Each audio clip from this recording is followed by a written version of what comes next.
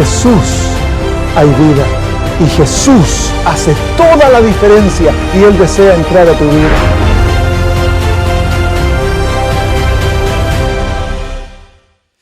Buenas noches. Es un gusto verlos. Hubo un rato que dije, se me quedaron dormidos. Pero ustedes saben de que hay un compromiso. ¿Cuál es el compromiso que tenemos todas las noches?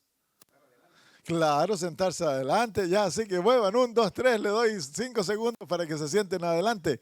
Y lo otro que veo que se están todos cargados aquí, así que el edificio se nos va a dar vuelta para allá. Vengan, no tengan miedo, sí. Soy colorín, pero no muerdo. Está difícil moverlos, ¿ah? Vengan. Escupen, no, antes que se sienten, vengan nada más adelante, vengan a sentarse adelante, no tengan miedo. A mí me gusta ver los ojos de las personas cuando estoy predicando. Gracias. Eso sí. Qué lindo.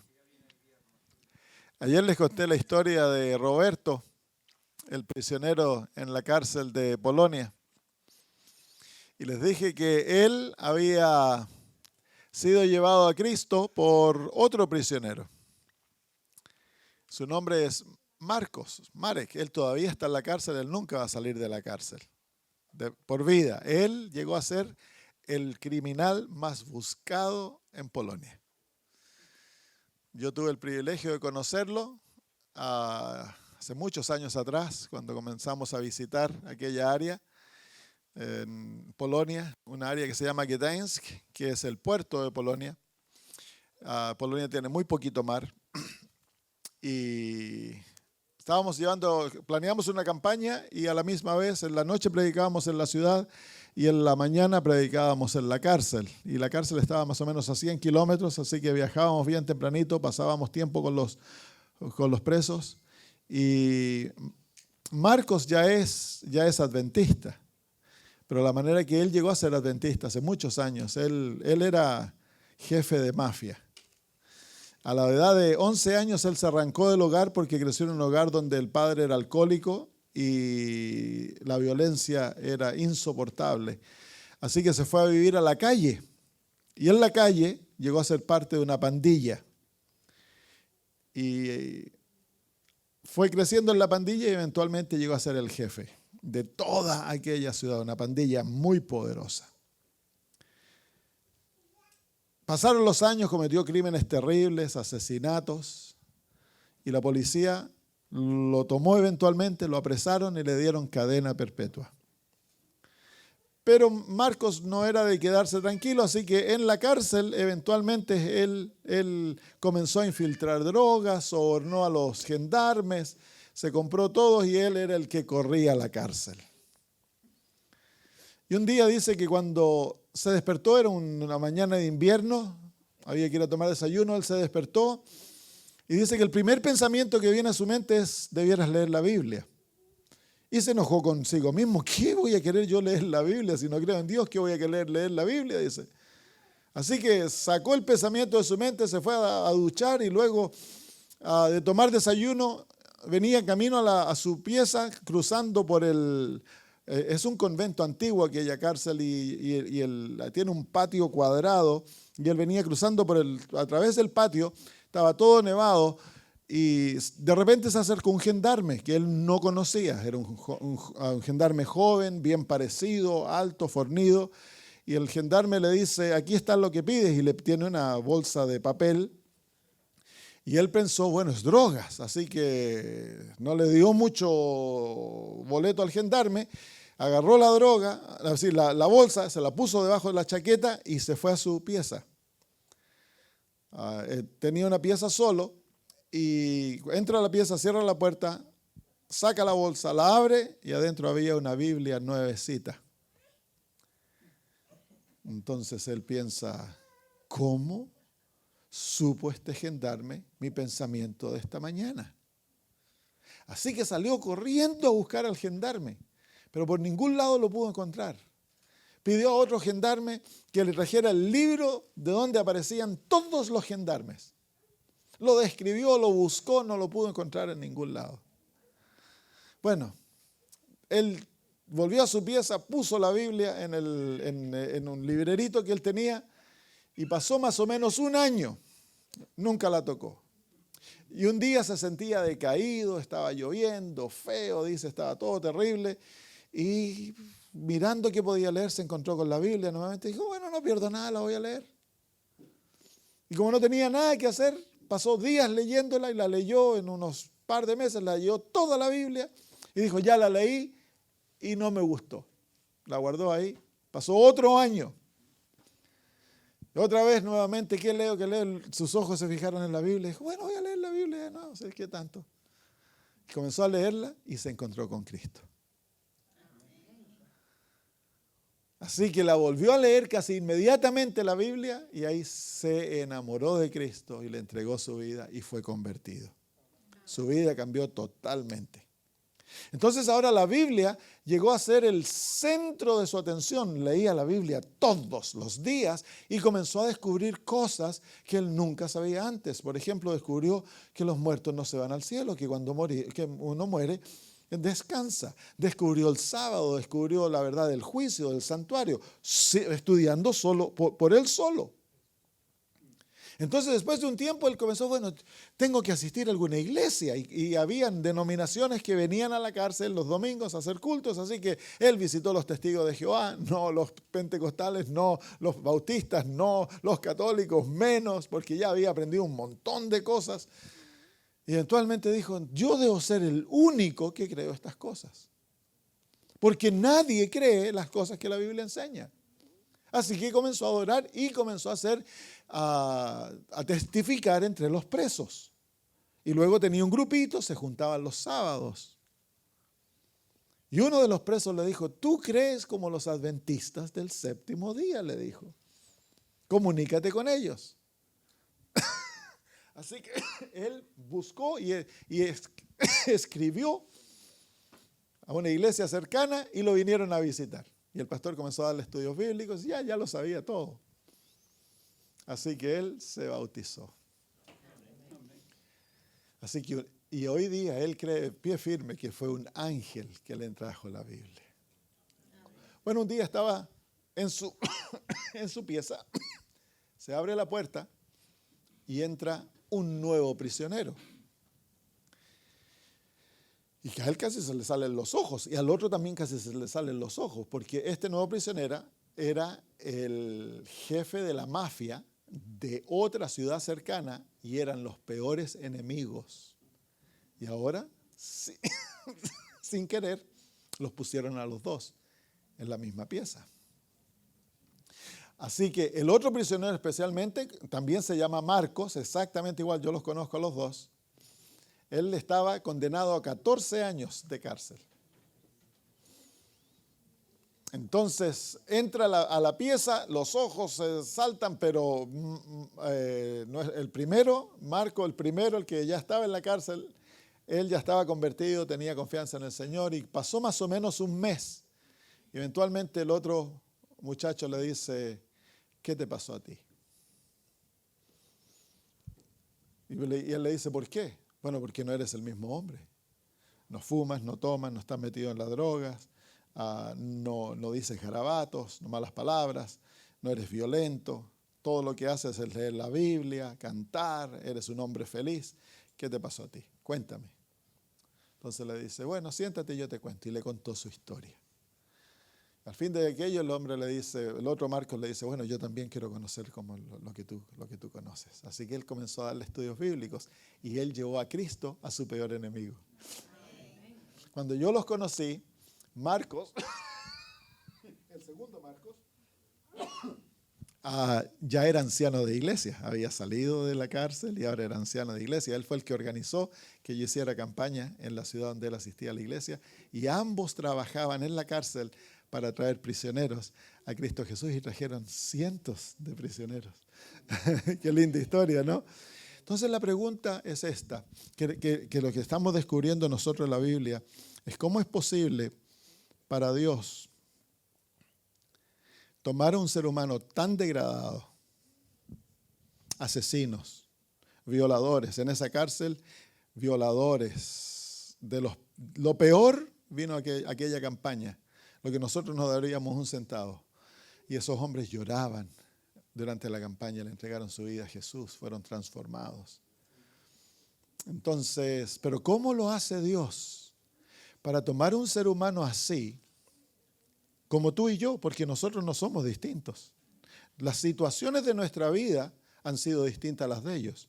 Pero si tú y yo hubiéramos tenido las mismas circunstancias en las cuales ellos crecieron y el mismo contexto, nosotros habríamos terminado exactamente igual que ellos. Entonces no nos debemos sorprender a la maldad y el pecado de otros, porque tú llevas al mismo yo dentro de ti. Entonces, ¿cómo es posible que Dios tome a un ser humano así y lo transforme sin violar su libertad de conciencia? ¿Y cómo es posible que Dios lo perdone y lo exonere de su culpa sin que él sea considerado injusto? Porque naturalmente, si tú tratas a un asesino como que él no hubiera asesinado, inmediatamente ¿qué? ¿Te acusan de qué? De injusticia, ¿sí o no? ¿Sí o no? Claro, pues. Nos gustan que nos traten a nosotros con misericordia, pero cuando se lo hacen a otro, ¿qué pasa? No puede ser. Entonces, ¿cómo es posible para Dios permanecer justo y tratar con misericordia al que merece la muerte? Porque la paga del pecado es muerte. ¿Cuántos han pecado? Todos hemos pecado. Por lo tanto, todos merecemos ¿qué? Todos merecemos la muerte. Y hemos pecado no una vez, hemos pecado. Entonces anoche comenzamos a ver el carácter de Dios. Vimos la caída de Adán y Eva, observamos eso y que eso abrió la puerta para toda la miseria y la porquería que existe en este mundo. La naturaleza humana fue transformada inmediatamente.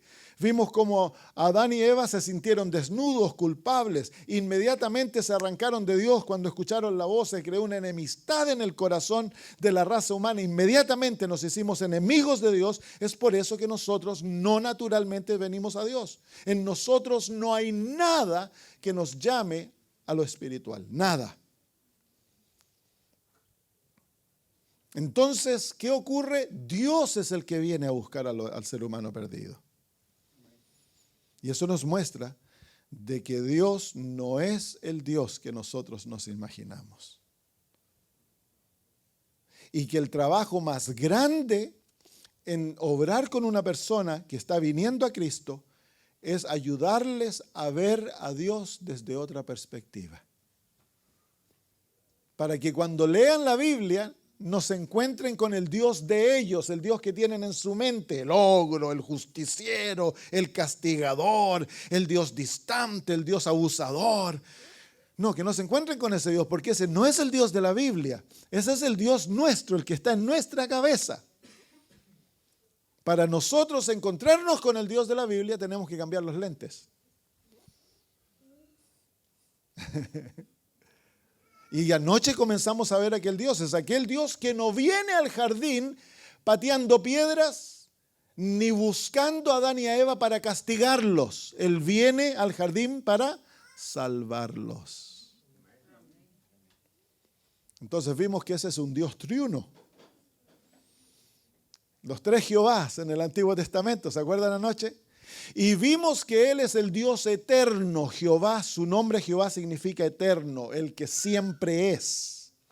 Él es el que no tiene principio ni fin. Y es el Todopoderoso. Para Él nada es imposible, todo es fácil. Y luego aprendimos en Éxodo 34 que Él es misericordioso. Y esa palabra tiene tres significados. ¿Cuáles son? Misericordioso, piadoso o compasivo y tierno. Ese es el Dios de la Biblia. ¿Y qué significa misericordioso? Que Él naturalmente no da lo que nosotros merecemos. Lo opuesto, nos trata como no merecemos. ¿Cuán grande es su misericordia, dice la Biblia? Sobrepasa los cielos. Y luego aprendimos que Dios, la próxima descripción de Éxodo 34, dice en nuestra versión, en la versión española, dice piadoso, pero literalmente, ¿qué quiere decir en el hebreo? Gracioso o lleno de gracia. No escribieron gracioso porque ahora en nuestro lenguaje gracioso quiere decir cómico. Pero entonces Dios es un Dios lleno de gracia. ¿Se acuerdan que dijimos que es la gracia? ¿Se acuerdan anoche que dijimos que es la gracia? Si no, les predico un puro tema. Les voy a predicar este tema todas las noches hasta que se lo acuerden. ¿Qué es la gracia? La gracia es un atributo de Dios que une 3 atributos. ¿Se acuerdan? ¿Cuáles son los atributos que forman la gracia? El amor, la bondad y la misericordia. Eso se los voy a mostrar otra noche. Y que estos 3 atributos dan como resultado este atributo maravilloso que es la gracia. Dios es un Dios de gracia. ¿Qué significa eso? Que Él naturalmente, cuando abunda el pecado, ¿qué sobreabunda? La gracia. En otras palabras, es el atributo de Dios que lo lleva a Él naturalmente a confrontar al pecador, no con justicia, sino con gracia, con misericordia. Dios no busca al pecador para hacerlo sufrir, Dios busca al pecador para salvarlo. Naturalmente Dios desea salvar al pecador. Eso es su naturaleza. Así que cuando tú pecas y el yo te dice Dios está enojado, eso es mentira. Cuando el diablo te susurra, Dios no te escucha tus oraciones porque has pecado, eres malo, mentira. Dios te anda buscando. ¿Para qué? Para salvarte. Porque Él desea, Él anhela perdonarte. Ese es el Dios de la Biblia. Miren, en el versículo 7 dice que guarda misericordia para millares. Y ahora nos dice qué es lo que perdona Dios. Que perdona, ¿qué cosa? La iniquidad, la rebelión y el pecado. Esas 3 palabras hebreas ilustran, hablan de toda la maldad humana.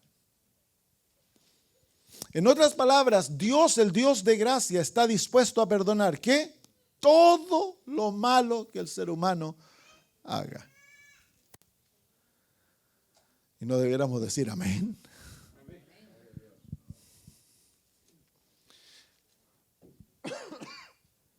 No hay pecado que Dios no pueda perdonar. Hay un pecado, el Señor Jesús lo menciona, que es el pecado contra el Espíritu Santo, que es un pecado de constante rechazo de la gracia divina que lleva a que tu corazón se endurezca y que ya no escuches la voz de Dios que te llama. Pero ese no es un pecado que Dios se niega a perdonar. Ese es un pecado que nosotros, por causa de que nuestro corazón se endurece, ya no estamos interesados en recibir el perdón de Dios.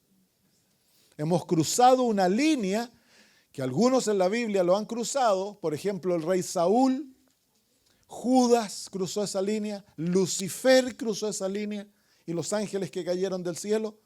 Que el corazón llega a tal punto que pierde toda capacidad de interesarse en cosas espirituales. Y ya no hay nada que Dios pueda hacer por esa persona.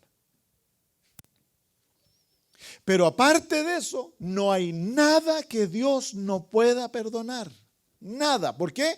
Porque Él es un Dios de gracia. Él naturalmente busca perdonar al pecador. Amén. Luego, ¿cuál es la próxima palabra? Dice, y pasando, versículo 6, pasando Jehová por delante, declaró Jehová Dios, misericordioso y piadoso, que dice ahora, tardo para la ira.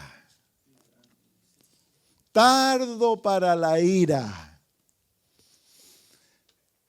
La palabra hebrea literalmente quiere decir narigón. Así que Dios tiene una nariz larga, de acuerdo a esa palabra. ¿Por qué? En la mentalidad hebrea, una persona narigona es muy paciente. Interesante, no es mentiroso. Porque nosotros equiparamos a un narigón con mentira, ¿no? Como Pinocho. Entonces, el Señor, aquí la palabra realmente significa que Dios es muy, muy, muy, muy, muy, muy paciente. Pero nosotros no imaginamos a Dios de esa manera. Nosotros naturalmente vemos a Dios como el Dios chispita. Y las compañías de seguro han dado un término a los desastres naturales. ¿Cómo se llaman? Un acto de Dios. Le echan la culpa a Dios por lo malo que pasa. ¿Por qué? Es natural en el ser humano echar la culpa. Chocaste, vas manejando, sales de la casa, oraste, te fuiste y chocas. Naturalmente, el primer pensamiento es: ¿por qué Dios pasó esto? El doctor te dice que tiene cáncer. ¿Por qué yo? ¿Por qué Dios me das esto? ¿Sí o no? Le echamos inmediatamente la culpa a Dios de todo lo malo que pasa. ¿Por qué? Porque nosotros no vemos a Dios como el Dios de misericordia, gracioso, al Dios lleno de paciencia. Dios es un Dios extremadamente paciente.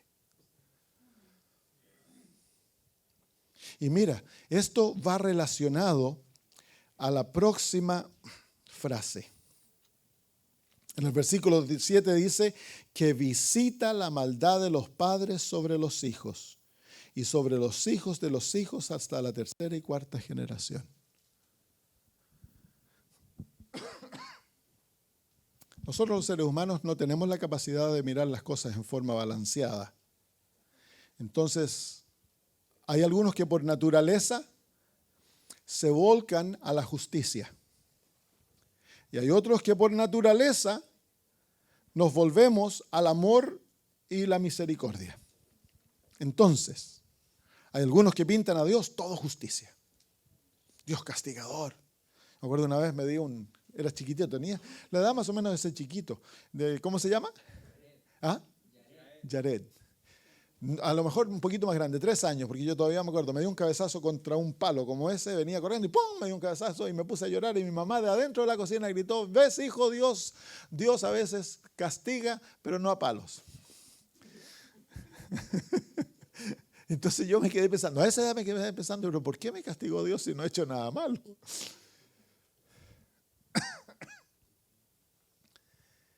Entonces, en este momento, en el adventismo, hay un movimiento que pinta a Dios todo amor. Dios no castiga. ¿Lo han escuchado eso? Uno de los proponentes mayores es un pariente mío llamado Oscar Sande. Y él ha reinterpretado toda la Biblia para mostrar de que Dios no castiga, de que Dios es un Dios de amor que no castiga. Y entonces después está el otro extremo de que está el Dios castigador. ¿Cómo es Dios? ¿Vemos en la Biblia a Dios que castiga, sí o no? ¿Encontramos en la Biblia un Dios que castiga, sí o no? ¿Pero cuándo castiga? Mira, Dios le da la tierra de Canaán a Abraham. Pero le dice que aún no se la puede poseer. ¿Por qué? Porque la maldad del amorreo aún no ha llegado a su culmine. 400 años más Él le dará la tierra. Entonces nosotros venimos al libro de Éxodo, Levítico, el número de Deuteronomio, Josué, Jueces, cuando viene la conquista de la tierra y Dios le da la orden, tienen que erradicarlos totalmente, que no quede ni uno. Los niños todos tienen que morir, los animales, no quiero que se queden con nada de ellos. Y uno dice, pero qué malo que es Dios. Esa es la respuesta natural de nuestra naturaleza, pero nos olvidamos de que Dios, por más de 400 años, buscó traer a aquellos pueblos al arrepentimiento. Les envió a Abraham, a Melquisedec, a Lot, y entre ellos les vivió Jacob, Isaac. Vivió el suegro de Moisés. Vivió a Balaam, que era profeta de Dios. Así que vemos que a pesar de que nosotros no lo veremos, entre ellos vivieron profetas del Dios Altísimo que los llamaban al arrepentimiento, que llamaban y estos pueblos se empedernieron el pecado tanto de que sacrificaban a sus hijos vivos, los mataban, los pasaban por el fuego. El bestialismo era natural, el incesto era natural, que los hijos tuvieran relaciones con sus madres, los padres con sus hijas, se volvió natural. Los niños nacían poseídos por demonios, eran dedicados a Satanás y a sus ídolos en el vientre. La maldad llegó a tal punto de que Dios no podía hacer nada más por ellos. Lo más misericordioso que Dios pudo hacer fue destruirlos. ¿Cuánta paciencia tuvo Dios? Cientos de años. Él es muy paciente. Pero, cuando vienen a conquistar Jericó,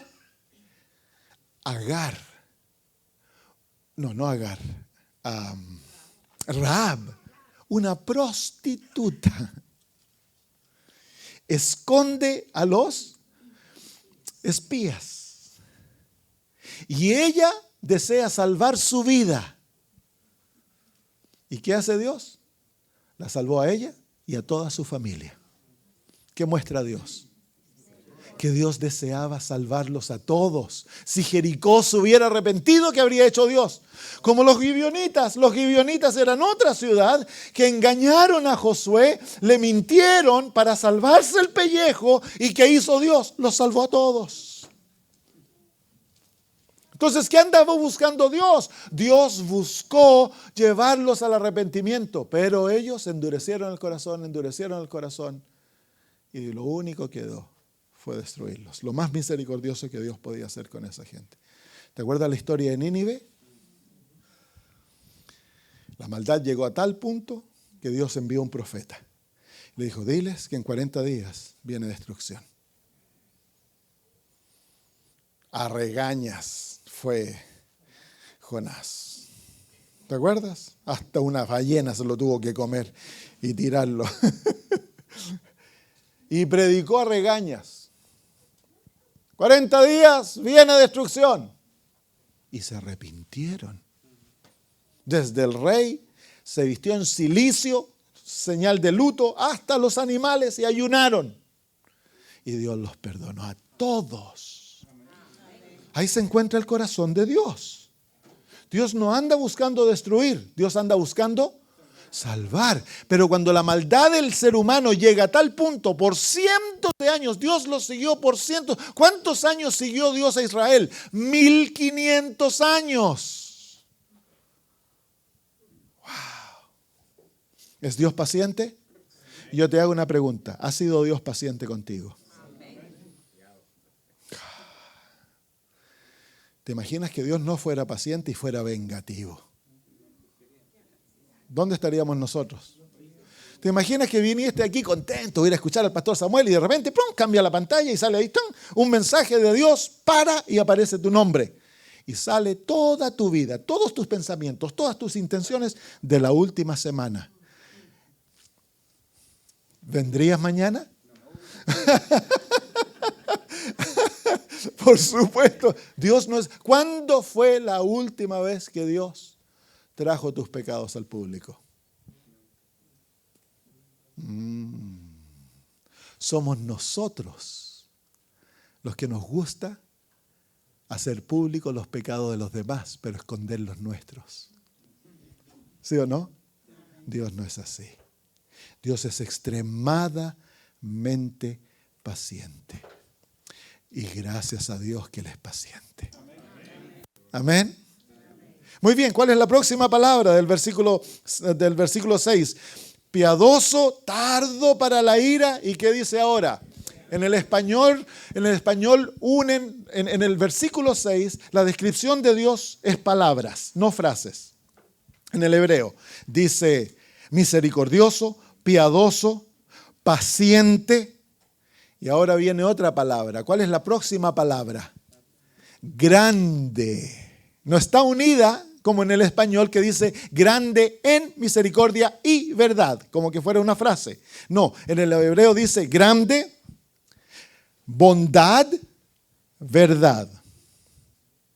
Así que Dios es grande, pero la palabra grande realmente es abundante. Entonces aquí encontramos al Dios, que ya hablamos de él, el Dios generoso. Él lo hace todo en abundancia. Le encanta la abundancia. Amén. Es por eso que el Señor dice, dame el diezmo y yo voy a derramar bendición sobre ti hasta que sobreabunde. Si tú eres generoso con Dios, Dios nunca vas a poder dar más de lo que Dios te da a ti.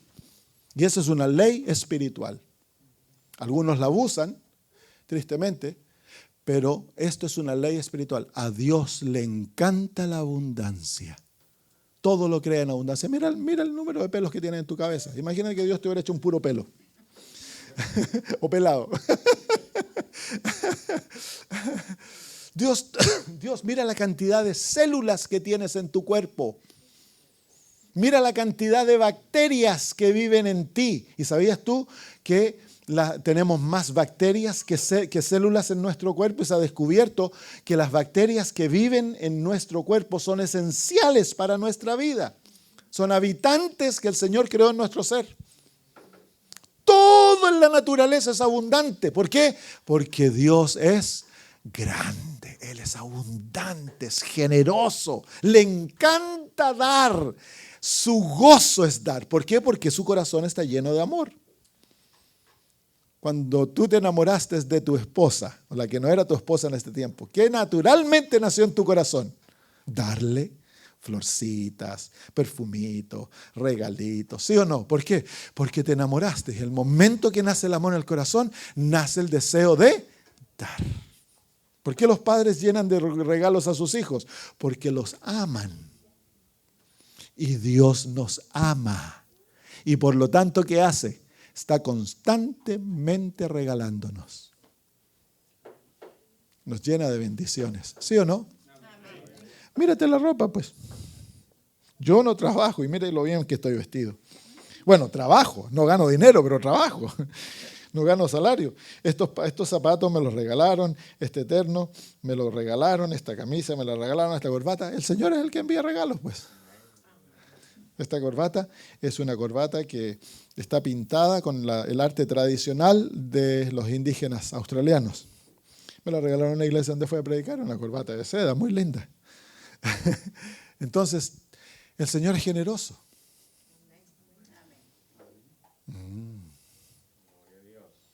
Qué lindo, ¿no? Entonces, ¿por qué te relacionas con Dios como que Él fuera tacaño?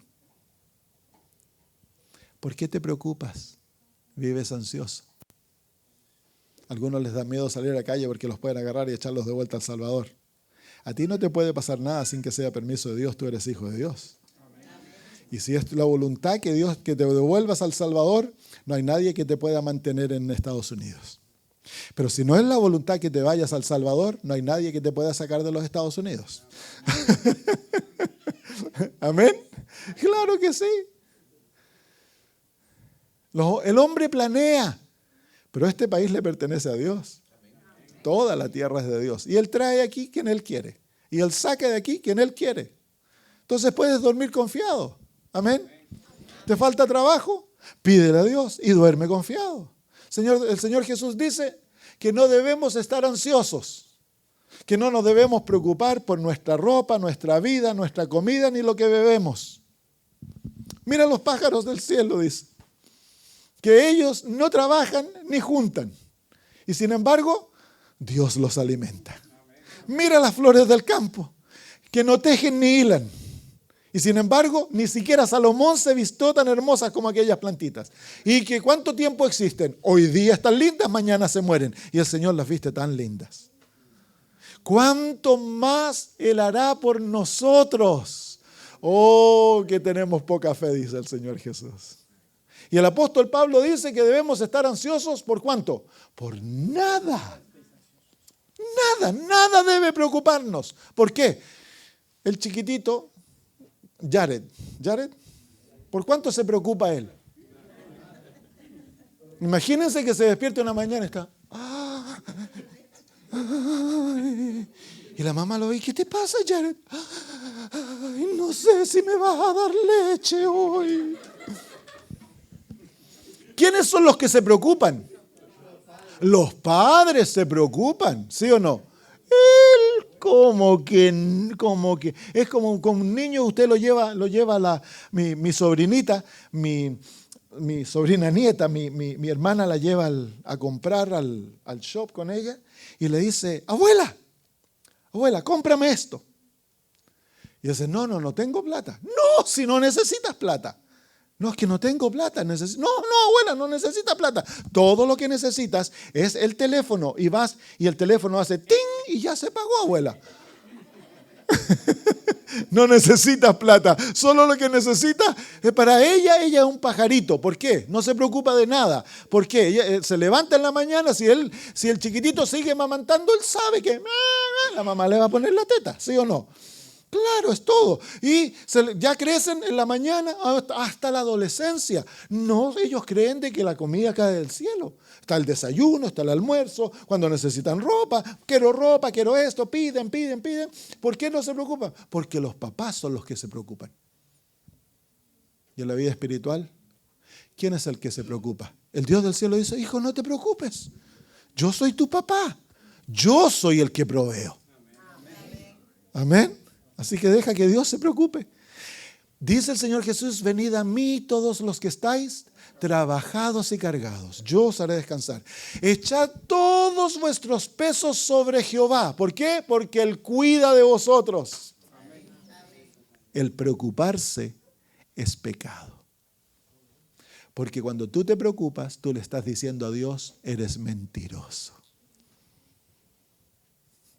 Yo he aprendido a no preocuparme nada. Nada, absolutamente nada. ¿Pero qué me voy a preocupar? Si yo te hago una pregunta, si Bill Gates, que es uno de los más ricos del mundo, fuera tu papá, ¿te preocuparías si te falta el dinero? ¿Por qué? Porque tu papá tiene todo el dinero del mundo. ¿Por qué te vas a preocupar, no? Y ahora, Dios es tu Padre. ¿Y por qué te preocupas? Si Él es generoso, Él es abundante. Amén.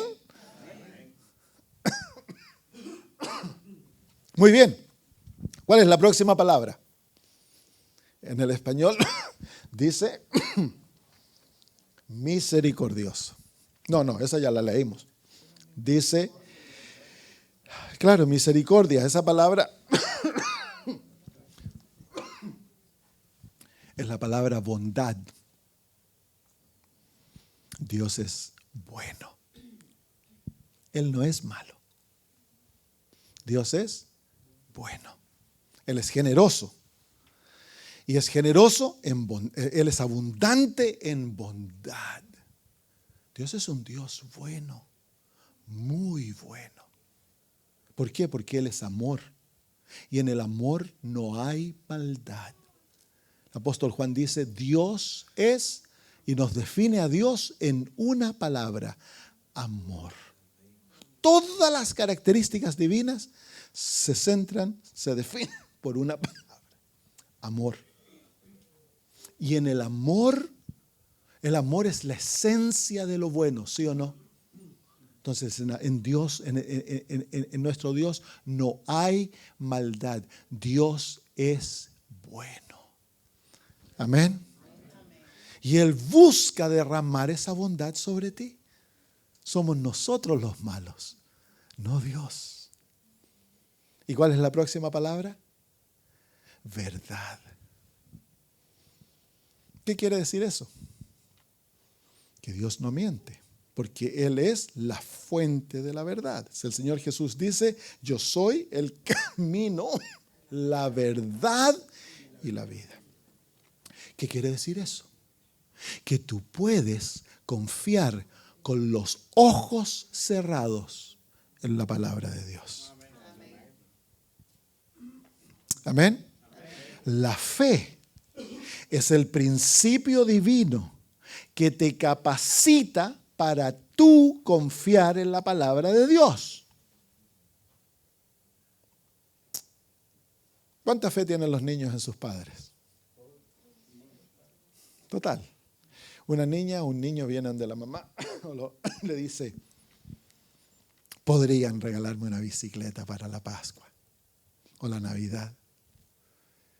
El papá mira a la mamá, le cierra el ojo, la quedan mirando y el papá le dice, bueno, es como mediado de noviembre. ¿Qué hace la niña? ¿Cuál es la próxima reacción de la niña? Así. ¿Esa es la manera que reacciona? No. ¿Qué hace la niña? ¿Qué hace? La próxima reacción de la niña es, ¡ah! Dijo sí, ¿sí o no? Inmediatamente se regocija y se va corriendo ante su hermano y dijo sí. Y después tú la ves soñando con esa bicicleta, como que esto falta 1 mes y medio. Ella no tiene la bicicleta. ¿Pero qué es lo que tiene? Tiene la palabra de sus padres. Y para ella, la palabra de sus padres vale ¿qué? La bicicleta, pues. Entonces, para esta niña, la fe es la certeza de las cosas que se esperan. Ella ya tiene la bicicleta. ¿Por qué? Porque el papá dijo sí. Esa es la manera que Dios desea que nos relacionemos con Él. Hay más de 3.500 promesas de Dios en la palabra. Dios ya nos ha dado sus promesas. La Biblia es como un libro de cheques. Hay que encontrar aquellas promesas y cuando confrontas circunstancias, hay ya una promesa de Dios que te da la garantía de que Él lo va a hacer por ti. Dios no te lo dio, Dios te lo escribió. ¡Wow!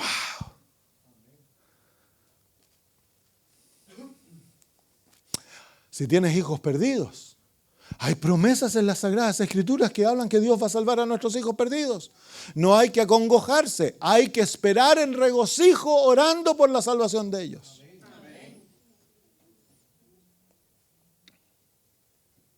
Estás pasando por necesidad. Hay promesas que Dios promete sostenerte. Si eres viuda, Dios hay promesa para la viuda. Si eres huérfano, promesa para los huérfanos. Si estás enfermo, promesas de sanidad. Hoy día me llegó un video cuando estábamos en Suecia. Hace 3 semanas atrás visitamos Suecia. Llevamos una semana adelante y cuando estábamos allá, un chico conocido de una familia visita drogadicto, sufrió una sobredosis y estaba muriendo en el hospital. En coma, pasó en coma varios días, no lo podían sacar.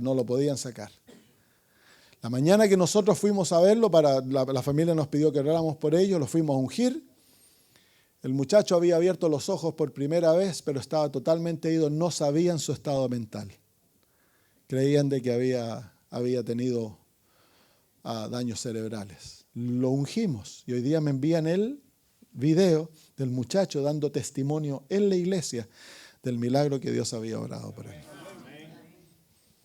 Entonces, ¿para qué nos vamos a acongojar? Si lo peor que te puede pasar en esta vida es la muerte. Y para Dios es un sueño. Entonces, lo peor que te puede pasar, si tú confías en Cristo, lo peor que te puede pasar es que te vayas a dormir. Y nosotros nos acongojamos. Alguien muere en Cristo. ¡Ay! Lloramos y nos enojamos con Dios. Digamos que alguien murió a los 20 años. ¡Ah! Pero tan joven, ¿por qué? Y oramos y el Señor nos respondió.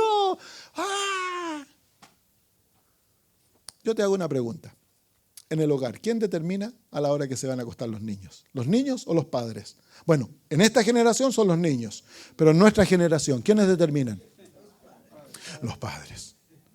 Ahora el niño anda con los moquitos colgando, tiene fiebre, se siente mal. La mamá le dijo, Jared, vamos a la cama. Ay, no quiero. Él no quiere irse a la cama, ¿cierto? Pero ¿quién determina a qué hora se va a la cama? Son las 5 de la tarde. La mamá, pues. La mamá sabe que el niño necesita irse a la cama, ¿cierto? Entonces le da un bañito, lo mete a la cama y el chiquito ¡puf!, se durmió. ¿Quién llora porque el niño está durmiendo? ¿Se imagina que el niño lo pone a dormir? ¿Por qué se va a dormir tan temprano? No, ¿por qué? Porque para el niño el dormir es bendición.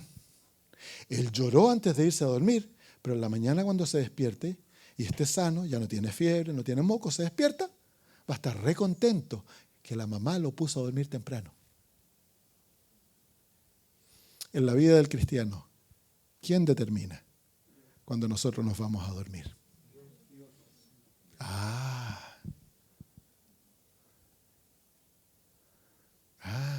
Él es el Padre. Y Él sabe cuándo es el mejor tiempo para nosotros. ¿Amén? ¿Sí o no? Y el que muere no es muerte, para nosotros es muerte, para Dios es ¿qué? Es sueño. Cuando Jesús viene a sanar a la hija de Jairo y están todos llorando, que le dicen, no lloren. Ella no ha muerto, ella está durmiendo. ¿Y qué hicieron? Se burlaron de Él. Porque Él tiene el poder de resucitar al que está durmiendo, pues, amén. Yo te garantizo, digamos ya que yo me morí cuando tenía 60 años y yo quería vivir hasta los 100. Me morí de cáncer. Yo ya le dije al Señor, tú llévame cuando tú veas. Yo no me quiero perder, yo me quiero salvar. Entonces, 60, yo quería vivir 40 años más. Viene el Señor Jesucristo y me despierta. Lo veo. Ya esos 40 años ya se olvidaron. ¿Sí? Pero digamos que ya viví 3 billones de años. Porque eternamente, ¿tú crees que un día yo voy a ir caminando por las galaxias y voy a parar? Después de haber vivido 3 billones de años, digo, ¿y por qué fue que el Señor me hizo morir a los 60 y no me dejó vivir hasta los 100? ¿Tú crees que 40 años hace alguna diferencia en la eternidad? No. Y recuerda, el Hijo de Dios no muere. El Hijo de Dios duerme. Lo peor que nos puede pasar es dormir. Y a mí me gusta dormir. ¿Amén? ¿Cambia la perspectiva, sí o no? Pero ¿cómo cambia la perspectiva? De la manera que tú te relacionas con Dios. Cuando ves a Dios como un Padre amante, un Padre que tiene todo el interés por ti, es un Padre que está dispuesto a sacrificarlo todo por ti. ¿Por qué? Estuvo dispuesto a morir por ti. Es un Padre tierno, misericordioso, compasivo, paciente, lleno de gracia. Un Padre generoso, un Padre bueno, lleno de amor por ti. Entonces la perspectiva cambia como te relacionas con Dios. Entonces, como el ladrón en la cruz, cuando murió, no murió con cara larga. Ese fue el único ladrón que murió así, contento, porque descubrió que Dios lo amaba aún siendo ladrón. Amén. ¿Qué cambio debemos? Por eso es necesario, sácate los lentes de la idea que creciste con Dios y ponte los lentes, ándate a estudiar la vida de Cristo y lee los evangelios y el deseado de todas las gentes y el camino a Cristo hasta que tu perspectiva de Dios haya sido transformada. Luego anda y lee el resto de la Biblia. Porque si lees la Biblia con los lentes que llevas ahora de Dios, vas a leer el Antiguo Testamento y te vas a enojar con Dios, porque tú lo vas a culpar. Pero una vez que hayas visto a este Dios paciente, este Dios amoroso, tierno, entonces lees el Antiguo Testamento y vas a ver cuánto ha sufrido Dios, cuánto daño nosotros le hemos hecho, cuánto dolor le hemos causado. ¿Te acuerdas cuando Jesús viene a Jerusalén? Lo montaron en un asno, la entrada triunfal la llamamos, y antes de entrar a Jerusalén, ve a Jerusalén desde el Monte de los Olivos. ¿Y qué hizo Jesús? ¿Y por qué lloró? Hay 2 veces que llora Jesús en la Biblia. Ante el sepulcro de Lázaro, al ver el dolor humano. Y ante Jerusalén, al ver la testadurez humana.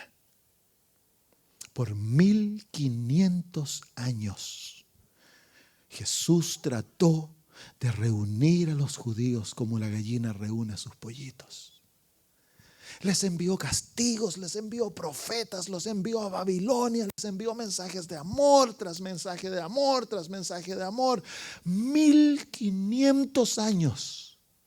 Y ahora ya no hay nada más que el Dios de los cielos puede hacer por Israel. ¿Y cómo reacciona Dios? Jesús es Dios. Llora a gritos, dice el griego. Entonces ahora, con ese cuadro de cómo reacciona Dios cuando Él tiene que permitir o traer castigo, ándate a leer el Antiguo Testamento. Y vas a ver a un Dios que está constantemente llorando por la testadurez humana. Cuando nosotros podríamos hacerlo feliz. Si después de todo, ¿quién fue el que trajo este dolor al universo? Nosotros. ¿Quién ha llenado el corazón de Dios con dolor? Nosotros. ¿Quién le mató a su hijo? Nosotros. Somos nosotros, no es Dios. No debiésemos en gratitud tratar de hacerle su vida más feliz. Amarlo, orar, leer la Biblia, vivir una vida de obediencia para hacerlo feliz. Porque le hemos causado tanto daño y tanto dolor, ¿sí o no? Y vamos a leer la Biblia y le echamos la culpa a Dios. Nos pasa algo malo, le echamos la culpa a Dios. Nos enojamos con Él, dejamos de venir a la iglesia, dejamos de orar. Dios, le levantamos el puño, que tú haces esto. Y Dios todos los días de su vida anda buscando hacernos el bien. Amén. Ese es el Dios de la Biblia, amigos. ¿Es distinto a lo que has visto? ¿Distinto a lo que has escuchado? Como dijimos anoche, viene un día que el sufrimiento no va a existir. Viene un día que ya no van a haber más lágrimas, no va a haber más muerte, no va a haber más dolor. Dios va a enjugar toda lágrima de los ojos nuestros. Va a ir con su mano personalmente y va a hacer esto. Y toda memoria de lo malo va a desaparecer. Nunca más va a venir a la memoria, dice el libro de Isaías. Pero ¿quién va a limpiar las lágrimas de los ojos de Dios? Para Dios, el dolor que el pecado ha traído es un dolor eterno. Porque los que van a ser destruidos, porque no hay lugar para el amor y el egoísmo en un mismo universo. O el egoísmo destruye al amor, o el amor reina y tiene que deshacerse del egoísmo. Y todos aquellos que han rechazado el reino del amor de Dios van a perecer con el rey del egoísmo que es Satanás. No hay lugar. Entonces, cuando Dios tenga, porque Él es el único que puede hacerlo, tenga que erradicar a aquellos, a Satanás, sus ángeles y tristemente a todo ser humano que se unió a ellos, son sus hijos.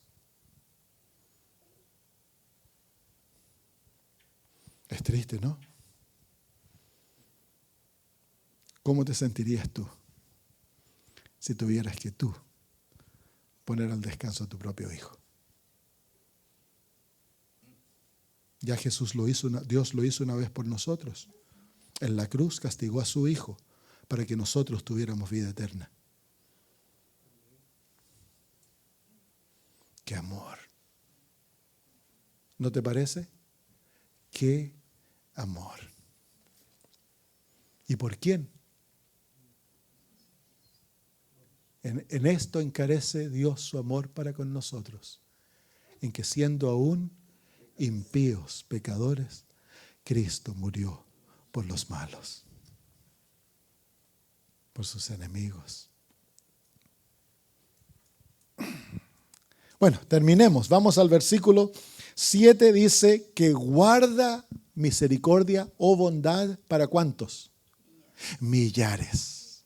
Y esta frase se contrasta con la última frase del versículo 7, donde dice que visita la iniquidad de los padres sobre los hijos y sobre los hijos de los hijos hasta la tercera o la cuarta generación. Así que Dios visita la maldad ¿por cuántas generaciones? Hasta 4 generaciones. Pero Él visita con bondad ¿hasta cuántas generaciones? Hasta 1000 generaciones. Así que ¿qué es lo que le gusta hacer a Dios? Bendecir, dar misericordia. Eso es lo que le gusta. Pero incluso cuando Dios va a permitir que la maldad se multiplique o se desarrolle por 4 generaciones máximo. Entonces, cuando el padre borracho engendra un hijo, cuando el padre homosexual engendra un hijo, el hijo va a llevar las tendencias, naturalmente. Ese niño va a nacer con tendencias al alcohol, con tendencias a la droga, con tendencias al robo. Con todo se lo pasamos a nuestros niños. Algunos está el debate, ¿los homosexuales se hacen o se crean? Ambas. Hay niños que han sido abusados, toqueteados cuando eran niños y se les desarrolla una tendencia al homosexualismo. Esos se hicieron. Pero hay otros niños que el padre o la madre tenía tendencias lesbianas, tendencias homosexuales, se las pasa a la próxima generación. El pecado se hereda. Entonces, si el padre no se arrepintió, la maldición continúa. Si la madre es bruja, la maldición de su brujería pasa a la próxima generación. Los demonios van a venir a tratar de buscar especialmente al primer nacido. Lo buscan, lo molestan, tratan de tener comunicación. La maldición continúa. Si esta generación se mete en eso, la próxima generación continúa. Pero si el muchacho, el niño, el adolescente o el hombre que tenía tendencias al alcoholismo, incluso cayó en el alcoholismo, lo usó, se arrepiente, acepta a Cristo como Salvador, le entrega su vida, permite que el Espíritu Santo venga a morar, nace nuevamente, la maldición se corta. Y la próxima generación ya no recibe las tendencias al mal. La próxima generación recibe bendición. Amén. Qué lindo, ¿no? Dios, ¿qué le encanta hacer? Bendecir. Él va a visitar. Al borracho se lo va a hacer bien difícil. Esa es la manera que hace que Dios visita. Dolor, enfermedad. ¿Por qué? ¿Qué es lo que está haciendo Dios? Este borracho, yo no lo quiero. Homosexual, lo voy a hacer sufrir porque es malo, no lo quiero, es maldito. Está viviendo una vida de abominación. Sí, la Biblia así lo llama. ¿Por qué es que Dios lo visita con depresión, con ansiedad? Se sienten vacíos, rechazados. ¿Qué es lo que está buscando Dios? Que aquí el corazón se abra para que Él lo pueda salvar. Oh, Dios nunca causa dolor con el propósito de torturar. Dios, si causa dolor, lo hace con el propósito de salvar, de que el corazón se vuelva, que el corazón se ablande, que la mente se abra, que responda a las influencias divinas. ¿Para qué? Porque Dios quiere salvar, Dios quiere restaurar, Dios quiere perdonar, quiere dar vida eterna. Amén. Y va a perseguir a esa persona todos los días de su vida, como mi amigo. Tenías 99 años cuando se entregó a Cristo. El ladrón en la cruz. Justo antes de morir, el Espíritu Santo estaba, abre el corazón, abre el corazón, abre el corazón. Señor, recuérdate de mí. Inmediatamente la salvación y el ladrón murió salvo. Eso es lo que busca el Señor. Amén. Así que el dolor, la pobreza, la necesidad es bendición. Benditos los pobres. Benditos los que tienen hambre y sed. Benditos los humildes. ¿Por qué? Porque en esa situación, cuando somos débiles, entonces podemos llegar a ser fuertes en Cristo Jesús. Amén. ¿Te fijas que Dios no está en contra tuya? Dios está en tu favor. Amén. Dios es tu amigo, no tu enemigo. De Dios no hay que arrancarse. De Dios hay que correr hacia Él. Del que hay que arrancarse es del diablo. Amén. Pero el diablo te dice, no confíes en Dios. Él te quiere quitar tu libertad, te quiere hacer infeliz, te quiere hacer religioso, amargado. Haz lo que tú quieras. Sé libre. ¿Y qué hacen los jóvenes? Salen corriendo. Y ahí está Satanás. Ven a mí. Porque si no sirves a Dios, sirves al otro. Hay tan solo dos maestros, dos amos. Amén. Entonces, el Dios del cielo. Pero hay una frase con la cual quiero terminar. Versículo 7 es un versículo muy lindo. Los versículos 6 nos muestra a Dios en palabras. El versículo 7 nos muestra a Dios en frases. Que guarda misericordia a millares, que perdona la iniquidad, la rebelión y el pecado. Si tú viniste a esta noche cargado con rebelión, con pecado, con maldad, Dios te anda buscando para perdonarte. Y la próxima frase dice lo siguiente: y que de ningún modo tendrá por inocente al malvado. Somos todos malvados. ¿Qué está hablando aquí? Hay un grupo de malvados que Dios los puede perdonar. ¿Por qué? Porque ellos responden en arrepentimiento. Pero cuando el malvado, tú y yo, no nos arrepentimos, le ignoramos, Dios es un Dios justo. Dios es un Dios de amor, pero también es un Dios de justicia.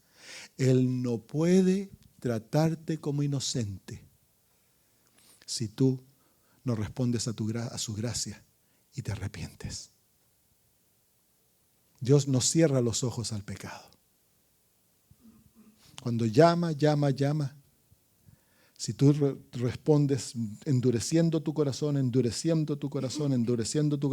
el momento va a llegar que tú ya no vas a escuchar más la voz de Dios.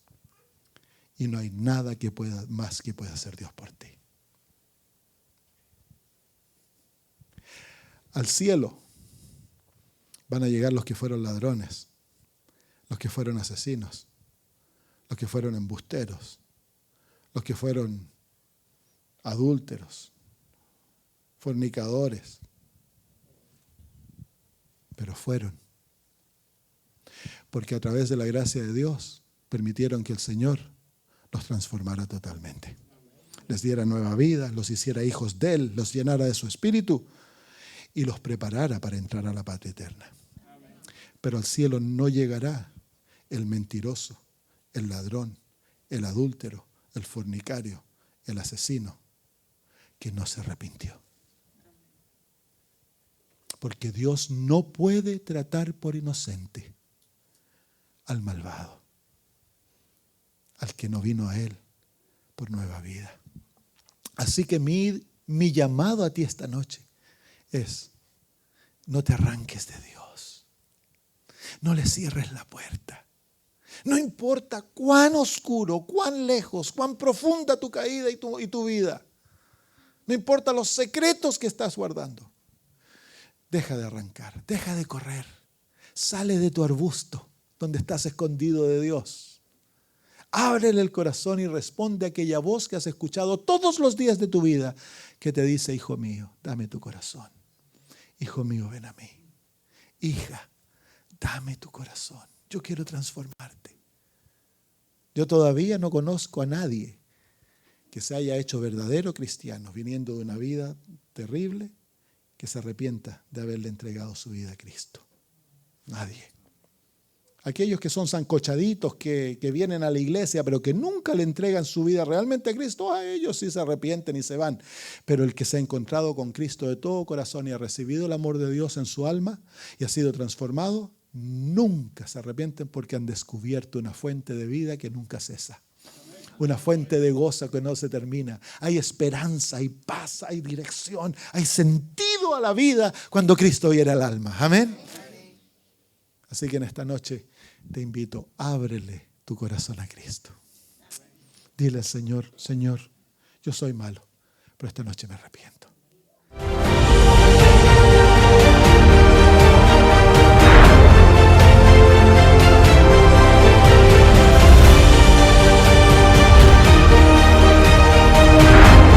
En Jesús hay vida y Jesús hace toda la diferencia y Él desea entrar a tu vida.